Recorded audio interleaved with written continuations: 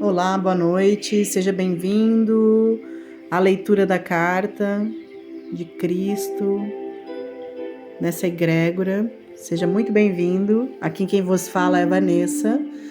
Eu vou passar a palavra agora já para Maristela, quem faz a leitura, e logo mais trago algumas reflexões sobre cada parte, né, que a gente lê. Yahoo!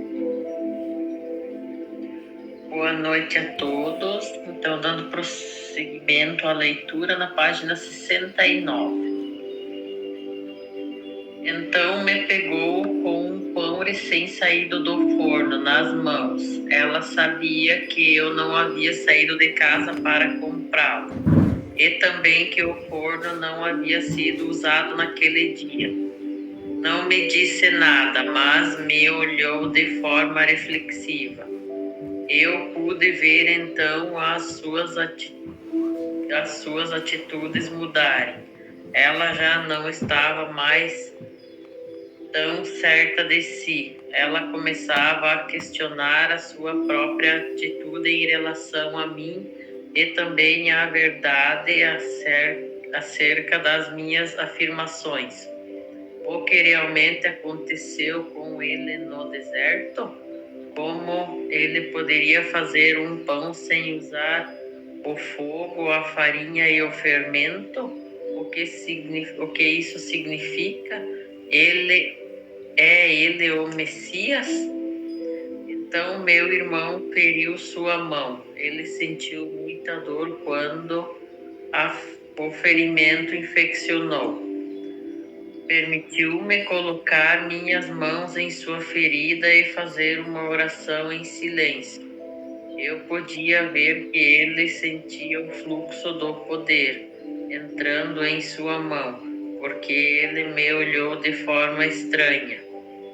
A dor foi embora, disse brevemente. Estava mal-humorado quando se afastou, e eu sabia que, ainda que tivesse sentido alívio da dor, não havia gostado de que eu fosse capaz de ajudá-lo. Senti seu ciúme. Minha irmã havia queimado sua mão e o outro irmão muitas vezes se queixava de fortes dores de cabeça. Fui capaz de curar os dois. Meus irmãos começaram a caçoar a respeito dos meus poderes mágicos. Perguntavam-se que mal eu poderia fazer a eles me irritassem. A tensão em casa aumentou e senti a tristeza de minha mãe, que ansiava pela paz no lar. Mas ela viu mudanças em meu comportamento e sentiu-se reconfortada. Eu estava mais tranquilo, visivelmente controlava minhas prováveis explosões, continha minha energia, enfrentava minha impaciência e já não discutia mais. Tornei-me mais atencioso, ouvindo suas queixas de mulher, ajudando-a em casa, consertando os móveis quebrados, caminhando pelas colinas até fazendas distantes para encontrar as frutas e verduras que ela queria.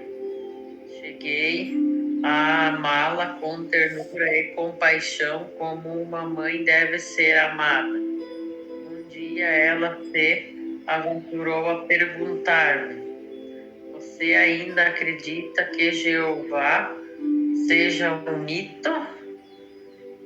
Jó disse que se Jeová retirasse sua respiração, toda a carne viria abaixo. Este é o Jeová que vi e em quem acredito. Ninguém viu a Jeová, disse a ela com firmeza. Eu vi aquele que criou todas as coisas, respondi claramente. Eu o chamo de Pai, porque ele é o amor perfeito, um amor mais perfeito que o de uma mãe. Acrescentei sorrindo para ela. Ele trabalha dentro, através e para toda a sua criação. É o Pai em mim que tem trazido as coisas de que você necessita em casa e que curou a meus irmãos e irmãs tão rapidamente. Esse comentário? Então, meu comentário vai ser bem levando, né, o entendimento, assim, principalmente para a gente compreender o poder que tem, né, a imposição de mãos e toda a força que há em nós, né, na confiança, na fé. Então, uma das coisas que eu vejo que esse livro vem trazendo é muito sobre confiança, né? Confiar mais em si mesmo, acreditar que você pode mudar as coisas, que também você pode sim fazer pelos outros, né? Mas que para isso, né, você precisa buscar essas compreensões de que realmente você está equilibrado para isso, né? Então ele logo percebe que ele está muito menos explosivo, né? Que ele está muito mais alinhado, né? Dentro desse movimento e que aí sim ele pode começar a fazer esses movimentos, né? Perante os outros.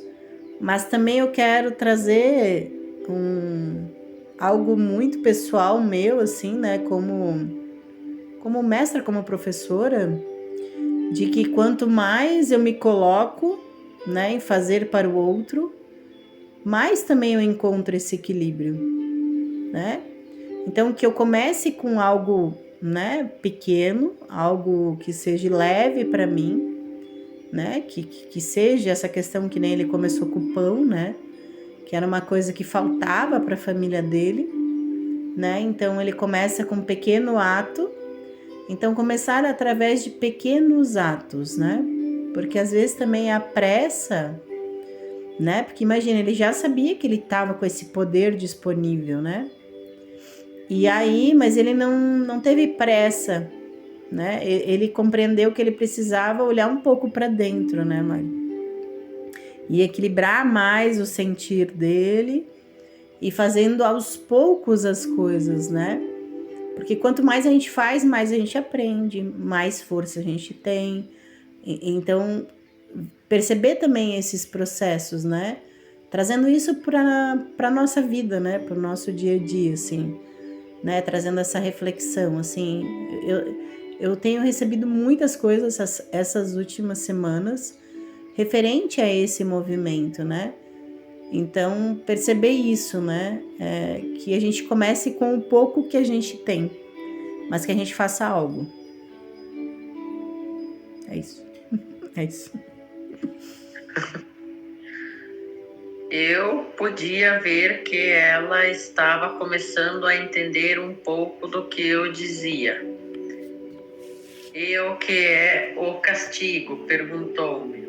Não existe castigo da forma como o compreendemos.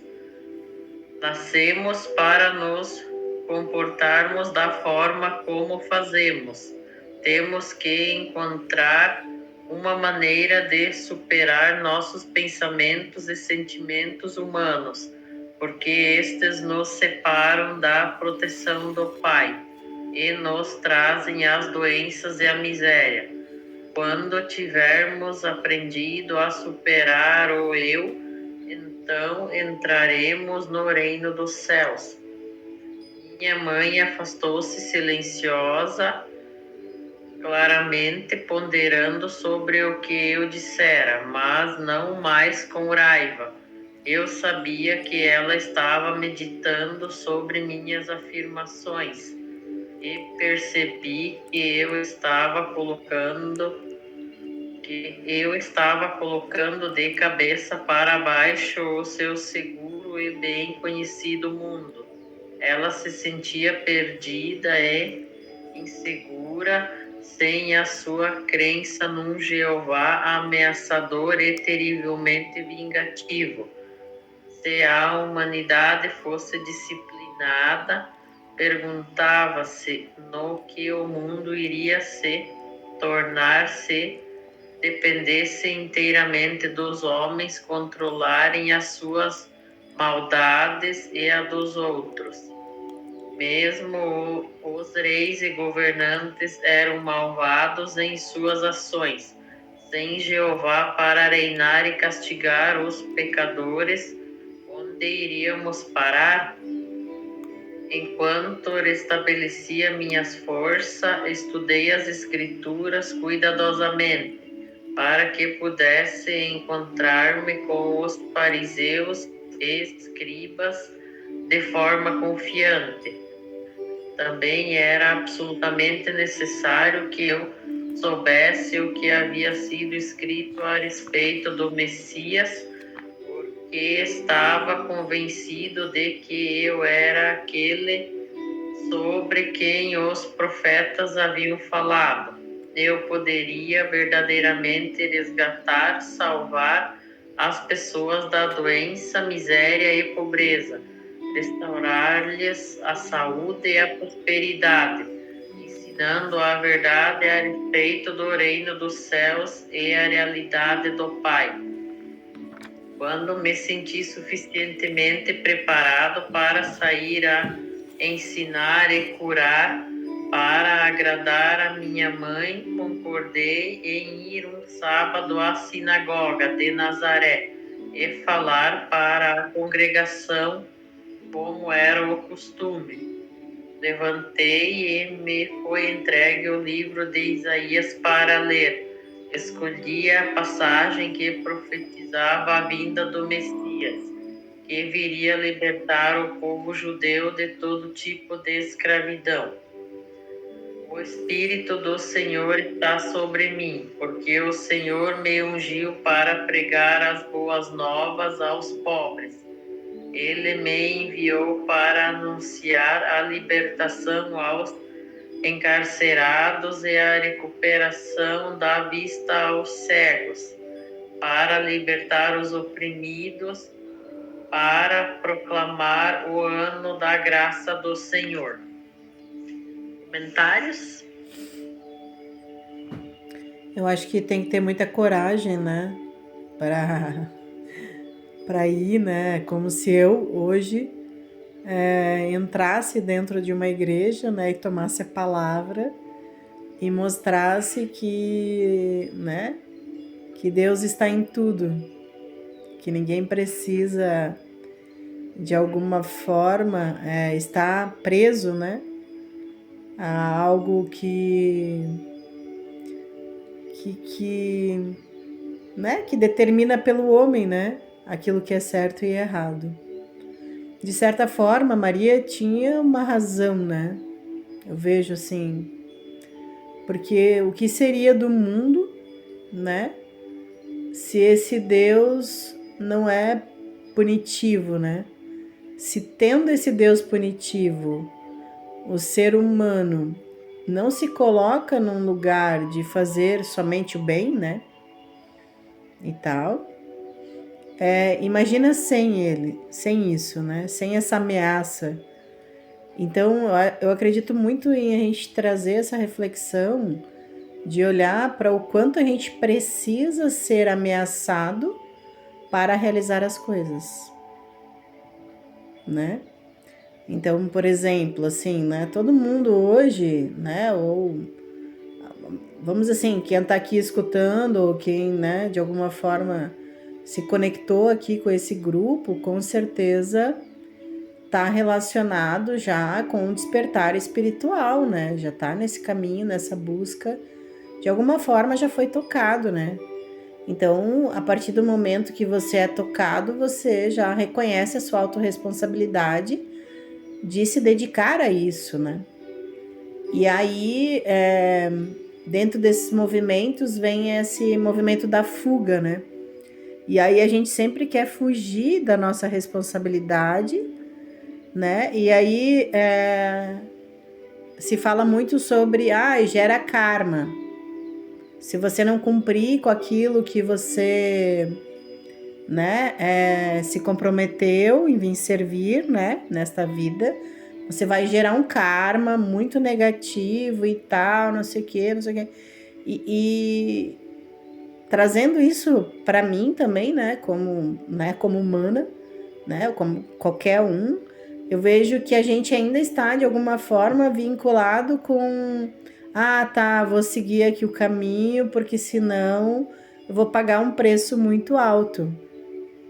Ainda então existe uma falta de autorresponsabilidade, de compreender que todos nós, né, somos espírito e todos nós temos uma responsabilidade para com isso.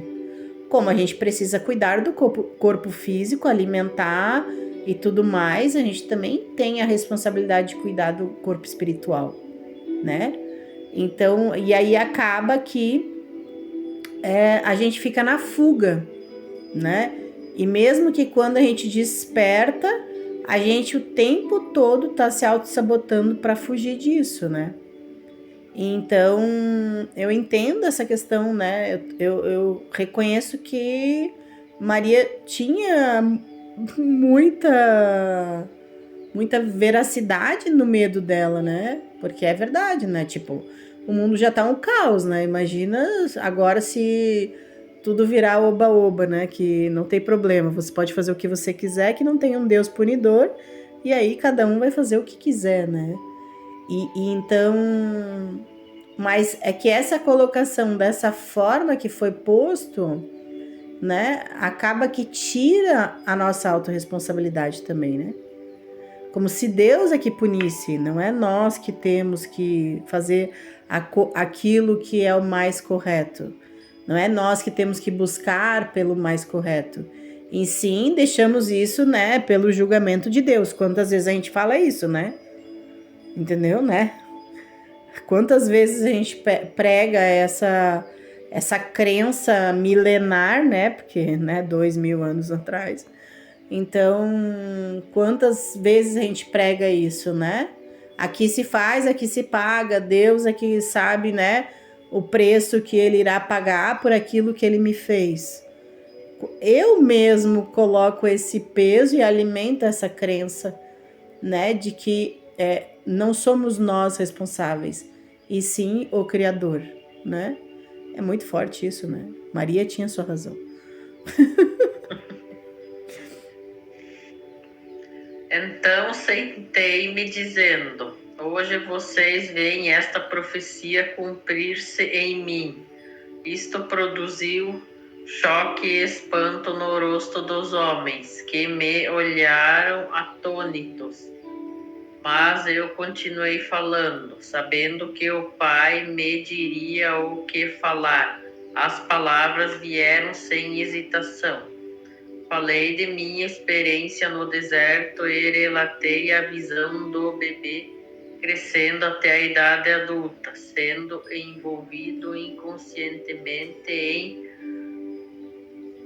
correntes e ataduras mentais e assim ficando cego e aprisionado na escuridão interior, fechando-se para Deus. Expliquei que ao fazer isto eles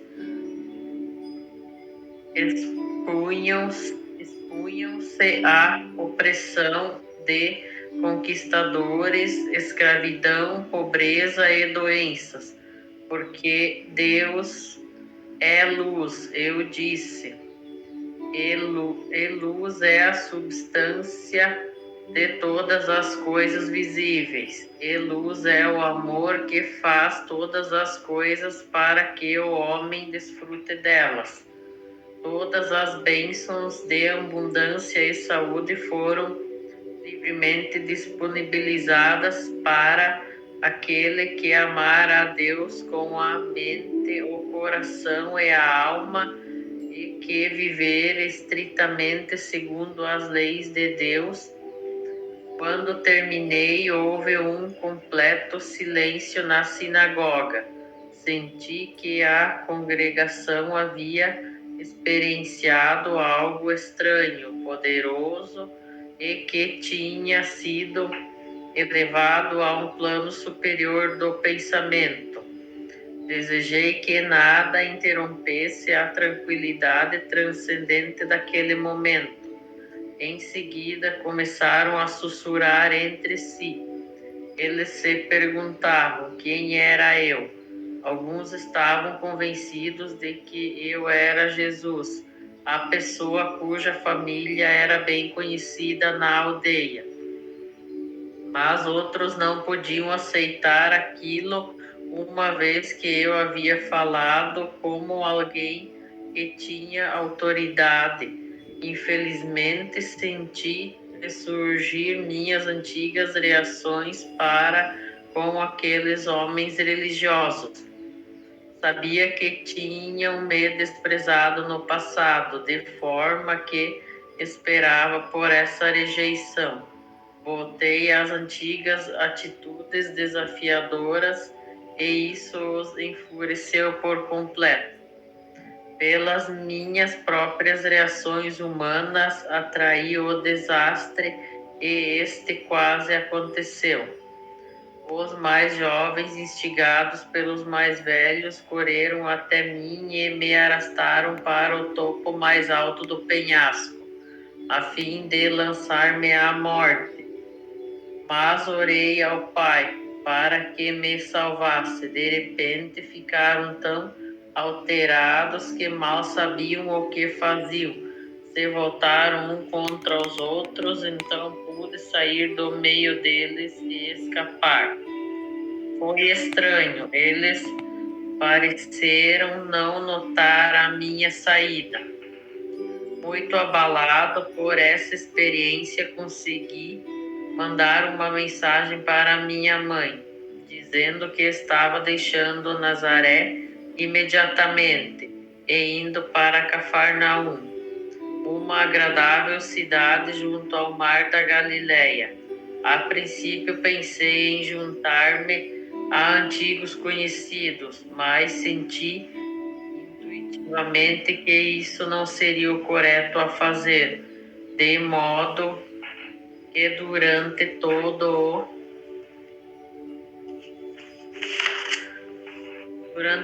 o caminho e ao entrar na cidade, pedi orientação e ajuda ao Pai para encontrar acomodações. Eu não tinha dinheiro e não pediria esmola. Ao caminhar pela rua, uma mulher de meia idade veio em minha direção. Ela carregava pesados cestos e seu rosto estava triste, parecia ter chorado. Num impulso, abordei-a perguntando onde poderia encontrar alojamento. Ela disse brevemente que normalmente me ofereceria uma cama, mas que estava com seu filho muito doente em casa. Também disse que tinha ido comprar algumas provisões para alimentar os consoladores, que haviam se reunido para chorar a morte iminente de seu filho. Meu coração se afligiu por ela, mas também se alegrou. Prontamente tinha sido dirigido para alguém que eu poderia ajudar. Expressei minha simpatia e ofereci-me para carregar suas cestas até a casa. Ela me olhou por um momento, perguntando-se quem eu poderia ser, mas aparentemente ficou satisfeita com minha aparência e conduta. No caminho, disse-lhe que talvez eu pudesse ajudar seu filho. Você é médico? Perguntou-me. Respondi que não havia recebido formação médica, mas que poderia ajudá-lo ao chegar em sua casa. De pedra grande e bem construída, o que indicava boa situação social e prosperidade. Levou-me até seu marido, dizendo: Este homem diz que pode ajudar nosso filho. Melancólico, o homem inclinou a cabeça e disse à mulher, e não disse nada à mulher, que se chamava Miriam. afastou-me, dizendo que ele estava aflito e muito zangado. O rapaz é nosso único filho entre muitas filhas. Ele culpa a Deus pela doença do garoto. Miriam começou a chorar se ele fala assim contra Deus, que outros problemas cairão sobre nós? Perguntou-me. Tranquilize-se, disse-lhes. Logo verá que seu filho ficará bem novamente. Ela olhou-me com dúvidas, mas levou-me até o quarto onde o rapaz estava. Fazia calor e o ambiente estava sufocante, cheio de gente.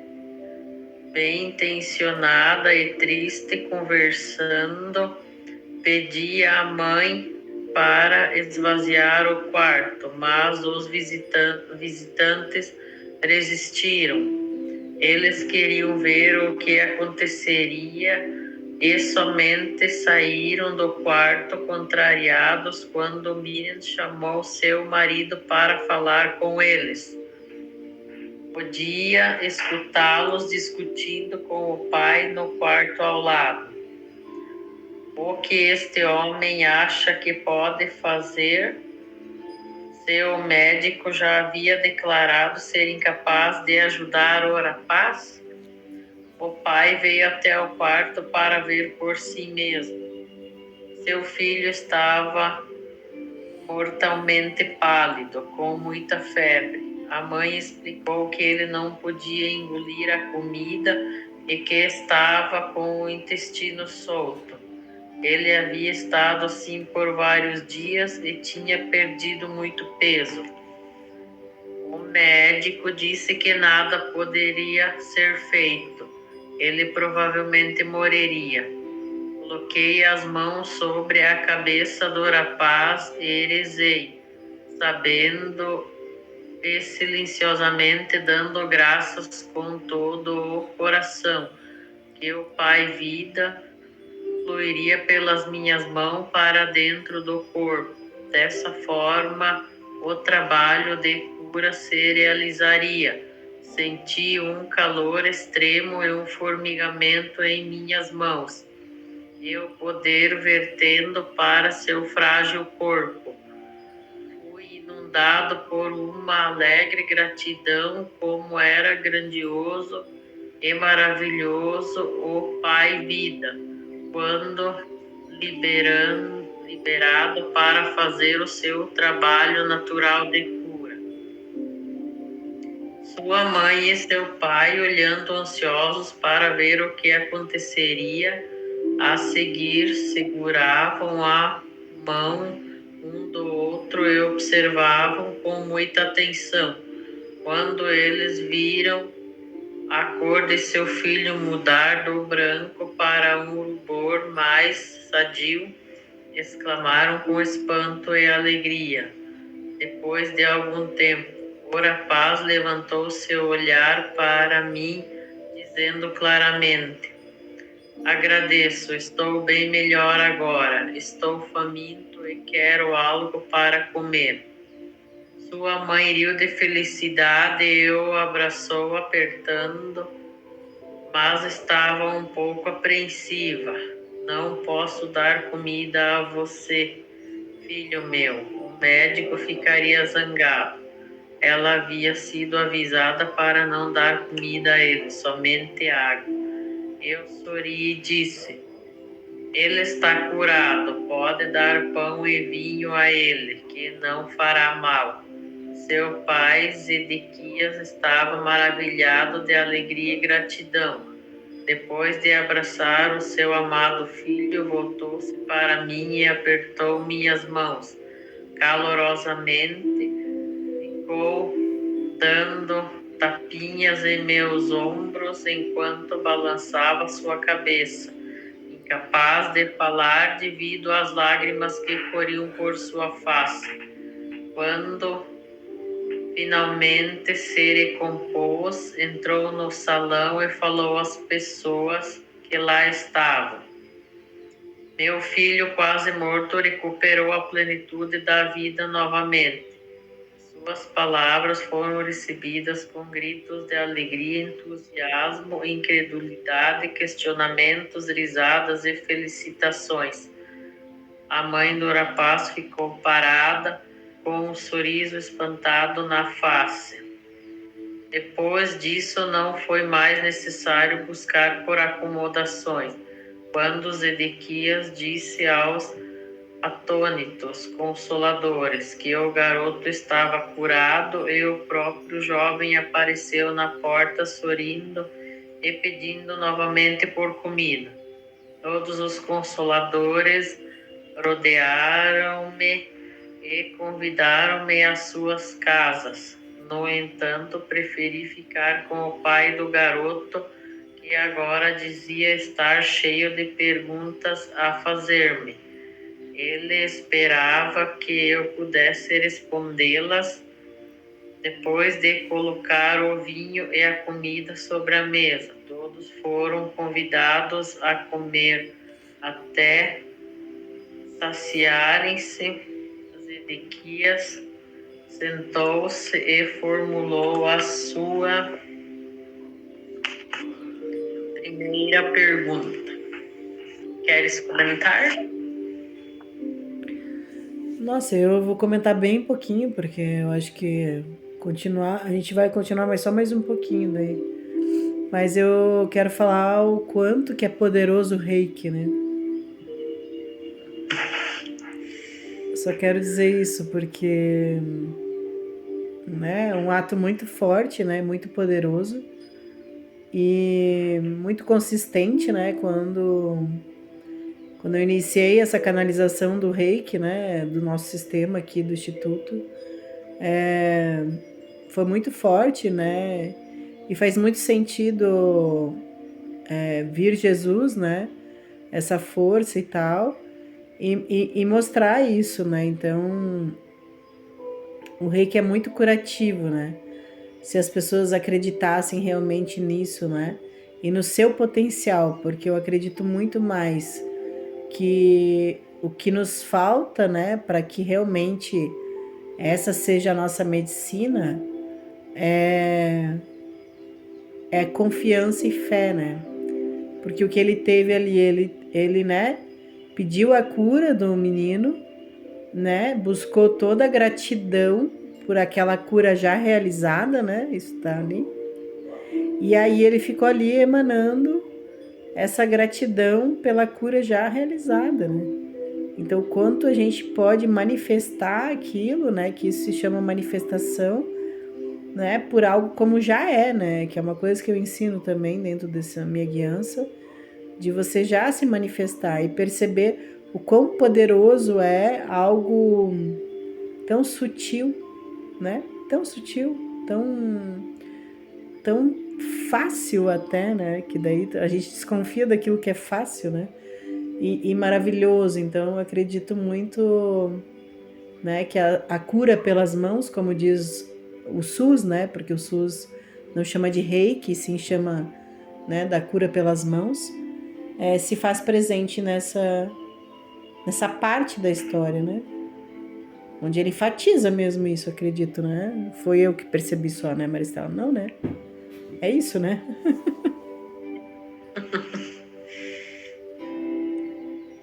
Ele disse: Você fez algo que nenhum sacerdote ou médico poderia fazer. A cura vem somente de Deus. Embora seja um desconhecido, percebo que você deve vir de Deus. Sim, respondi. E as pessoas murmuraram assombradas. Esta doença que veio ao meu filho era um castigo por algo que eu tenha feito de errado no passado? E como eu poderia cometer um pecado tão grave que Deus quereria levar meu único filho? Muitas das pessoas que escutaram estas palavras acenaram com a cabeça. Você fez a pergunta que mais quero responder, Zedequias. Deus nos dá a vida e a existência do ser. Ele não iria arrancá-la de nós como um homem arrancaria um tesouro de outro, só porque está zangado com ele. Esta é a maneira como a humanidade se comporta, não Deus. E Deus não está sentado em um trono em um lugar no céu, como fazem os reis humanos que se sentam em seus tronos e governam o seu povo. Ele é a maneira humana de proceder, uma crença humana, não a verdade. A maneira de proceder de Deus vai muito além do que a mente humana pode conceber ou sonhar. Somente eu vi aquele que nos trouxe à existência. E sei que ele não é o tipo de Deus que os rabinos ensinam. Vi que ele é o perfeito amor. E por esta razão eu prefiro falar do Pai, pois eu vi que ele trabalha dentro de cada ser vivo, mantendo-o num bom estado de saúde, assim como um pai humano trabalha para manter seus filhos bem alimentados, vestidos e protegidos dentro do abrigo de seu lar. Eu o vi dentro de todas as coisas do mundo. Como pode ser isso? Perguntou um homem duvidando. Não é possível para um ser individual de qualquer tipo estar em todos os lugares ao mesmo tempo. Mas o ar está em todo lugar, ainda que não se possa ver. No entanto, sabemos sem dúvida alguma que ele é muito real e muito importante para a nossa existência. Se o ar não existisse e não pudéssemos respirá-lo, moriríamos. Não podemos ver o movimento do ar que chamamos de vento, mas vemos que ele agita as folhas e conduz as nuvens no céu. Por isso sabemos que o ar está em cima de nós, no nosso redor, e que é forte. E agora pergunto, qual é a parte mais real e mais valiosa do homem? Seu corpo ou sua mente? Alguns responderiam que era seu corpo, caso contrário não teriam lugar na terra, não poderiam trabalhar, não poderiam ser vistos, não seriam conhecidos. Outros diziam que sua mente era mais importante do que seu corpo. Paramos por hoje? Pode ser. É muito forte, assim, o quanto a gente duvida, né? Daquilo que vemos, né? Daquilo que somos. É como se, eu digo que tudo se apresenta, né? Que o universo, que Deus se manifesta a todo momento, né? E que mesmo eles vendo tudo aquilo, né? Comprovando, porque eles estavam lá, eles duvidam, né? Que é esse movimento, né? E muitas vezes a gente se questiona, né, pelos ocorridos na nossa vida, mesmo sabendo que tudo acontece como tem que acontecer, né? Mesmo a gente que já tá nesse caminho e que tem essa frase já no nosso vocabulário, às vezes nos colocamos nesse lugar, né, de duvidar, né, de algo, né? Então, parar e refletir sobre isso, né? O que realmente... qual é o tamanho da minha fé, né? O quanto eu confio, né, nessa força maior, nessa guiança, né? De uma maneira que... Se Deus está em vossos corações, né? É uma das frases mais fortes para mim. E é muito forte porque ele pode ser, ele com certeza também é, né? Não é que pode, ele também é o ar que a gente respira, Porque se Deus está em todas as partes, né? O ar é o elemento mais poderoso, né? Ontem até nos meus estudos, assim, a gente, olhando para esse processo, eu percebi muito forte, assim, né? Que Deus ama a música. Porque a música é a linguagem de Deus, né? Quando Ele nos toca, né? Porque como pode uma melodia, porque não é uma questão da letra, e sim é uma questão de melodia. E aí a melodia é a linguagem universal, né? De todos os seres. Então toda vez que a gente se conecta com uma melodia, é como se a gente voltasse para casa. A gente realmente se sente parte do todo, né? E é igual quando eu respiro conscientemente, né? Que a gente faz isso muito pouco. E aí eu percebo aquele ar entrando e tocando todas as minhas células e todo o meu sistema, né? Organizacional do corpo, físico, todos os meus órgãos e ele tá de volta para o universo. Então é como se, né, isso navega dentro de mim, eu navego dentro de todas as pessoas também, né? Porque o ar que eu exalo, ele vai para alguém, né? E aí eu trago o ar de outro alguém, né? E aí faz essa dança, né? Infinita, né? Que traz esse movimento. É muito maravilhoso isso, né? Então perceber, assim, o quanto a gente precisa buscar a fé, né, Mari?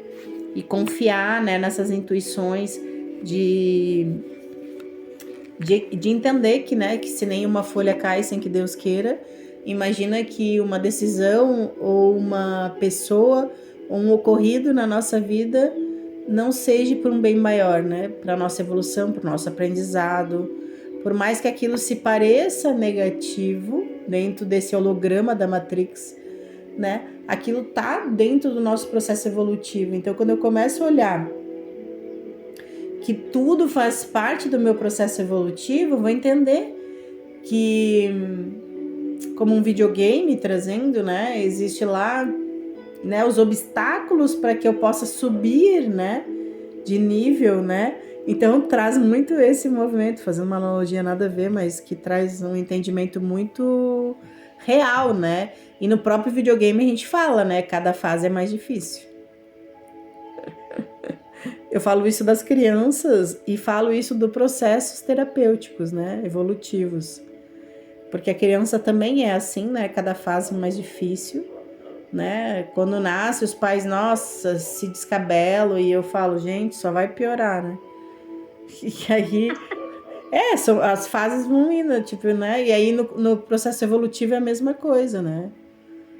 Tanto que no nosso caminho da evolução, do autoconhecimento, principalmente, muitas vezes a gente dá um passo para frente, 10 para trás, um passo para frente, 3 para trás. É tipo, volte 3 casas.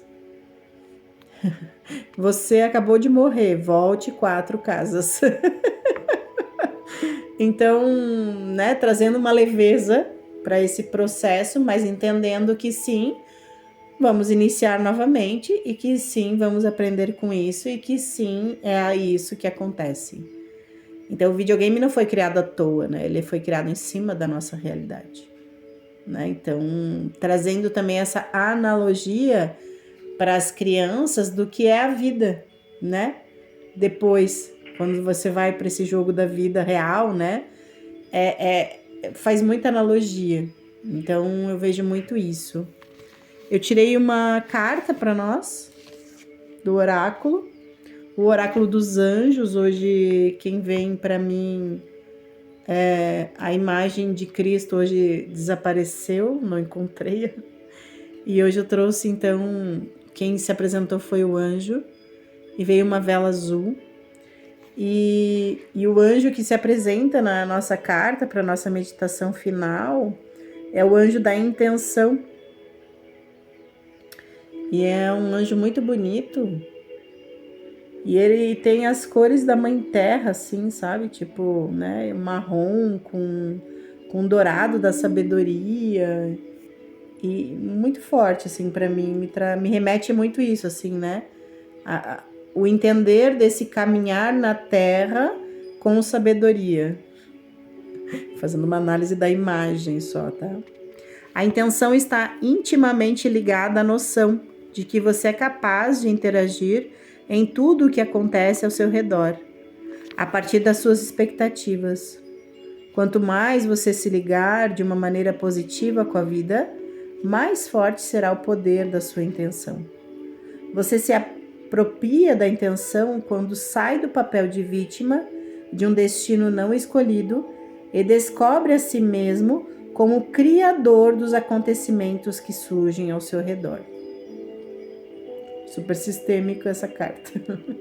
Manifestar uma intenção é tomar em suas mãos as rédeas da sua vida, ter um plano e convidar o universo para participar da sua realização. Intenção é intento mais ação. Tem a ver com que ter um objetivo e pretender atingi-lo. Tudo o que acontece na sua vida é influenciado pelas suas intenções. Logo, abandone as queixas e o negativismo e, em vez disso, manifeste pensamentos de poder, merecimento e realização. Queira, acredite, vibre, despeje sobre os seus desejos todo o seu entusiasmo. Seja positivo quanto ao que busca na sua vida. Isso cria um movimento e coloca as forças do universo em ação a seu favor. A intenção veio a você hoje para inspirá-lo a se apropriar dos seus objetivos e acreditar que você os merece e pode atingi-los. Faça uma lista do que você gostaria de manifestar na sua vida ou recorte figuras e faça uma linda colagem representando uma vida feliz cheia de realizações. Despeje então sobre os seus desejos o que você tem de melhor. Despeje todo o seu amor. Imagine que aquilo tudo já está acontecendo, agora mesmo. Antecipe a alegria de ver os seus desejos realizados. Despeje sobre os planos de vida seus pensamentos mais positivos e luminosos. Por que esperar mais? Por que esperar mais? Por que esperar mais? Existem energias angelicais abençoando os seus desejos agora mesmo. Não perca este momento. Então vamos fechar os olhos, conectar com essa energia, buscar dentro de nós uma luz, né? Esse lugar de silêncio só teu. Se conecta com o teu coração. E aos poucos visualize um lindo ser alado vindo em sua direção. Ele se aproxima de uma sacola com uma sacola dourada. Vai retirando algumas sementes luminosas. Ele vai colocando-as suavemente uma a uma na palma da sua mão. Cada semente é um desejo vivo da sua alma. Sinta a vida que pulsa em cada semente.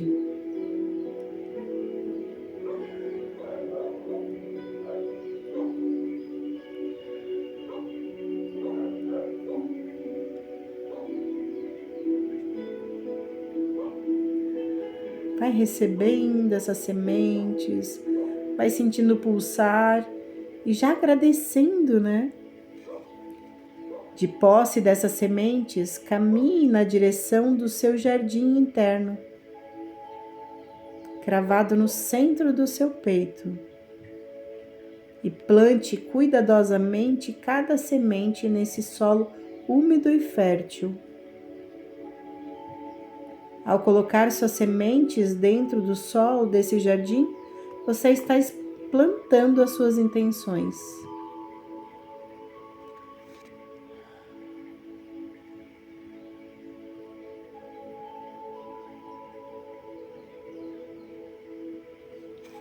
Vai plantando, sentindo.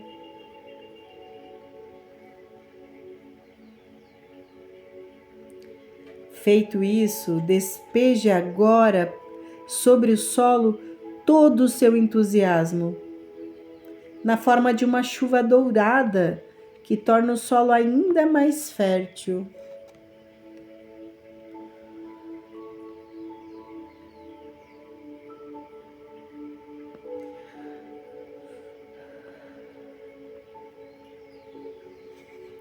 Observe, observe, observe como se o tempo estivesse voando na sua frente. Veja cada semente brotando, como se estivesse numa câmera acelerada, como se você visse ela brotando, saindo o primeiro galinho, as primeiras folhinhas, crescendo com caule graúdo, nascendo vários galhos e folhas. Vai crescendo, crescendo, crescendo. E de repente, a mais bela flor que você for capaz de imaginar se apresenta para você. É uma flor linda, nunca imaginada por você, ou já muito conhecida e muito amada. Sinta essa flor. Veja o seu jardim indo florindo, porque depois dessa vai nascendo várias e várias e várias flores. Sinta-se como você é merecedor desse belo jardim, de tamanha beleza, e celebre-o com comunhão à sua alma, pois você é uma parte de Deus. E você é feito de amor e alegria.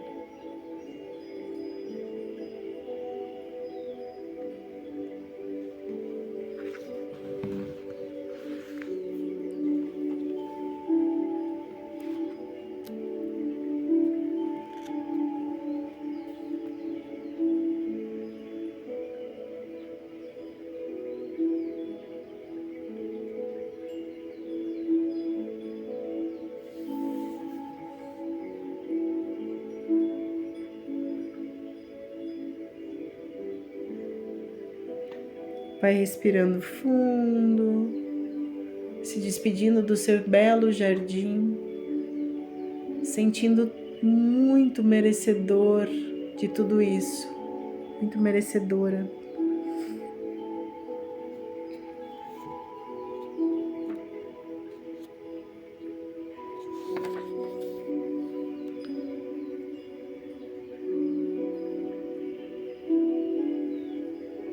Vai voltando, voltando, gratidão.